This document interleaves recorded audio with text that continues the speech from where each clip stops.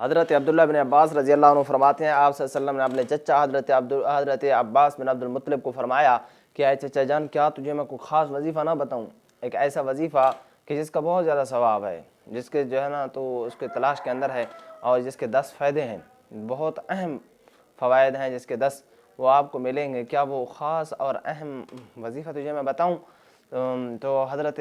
نے پوچھا ہاں ٹھیک ہے مجھے بتائیں۔ تو آپ صلی اللہ علیہ وسلم نے فرمایا اس کے پڑھنے سے آپ کی جو ہے نا تمام قسم کے صغیرہ کبیرہ گناہ بھی آپ کے معاف ہو جائیں گے، اور وہ گناہ جو آپ نے چھپ کر کیے وہ بھی معاف ہو جائیں گے، اور جو اعلانیہ تم نے کیے ہیں وہ گناہ بھی آپ کے معاف ہو جائیں گے۔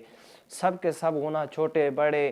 صغیرہ کبیرہ، جو جان بوجھ کر کیے، جو چھپ کر کیے، جیسے بھی کیے، وہ سارے گناہ تیرے معاف ہو جائیں گے، کیا میں وہ وظیفہ بتاؤں؟ تو انہوں نے کہا ہاں یا رسول اللہ ہمیں وہ وظیفہ بتائیں۔ تو آپ صلی اللہ علیہ وسلم نے فرمایا آپ صلاۃ التسبیح پڑھا کریں، ہر روز یہ نماز پڑھا کریں،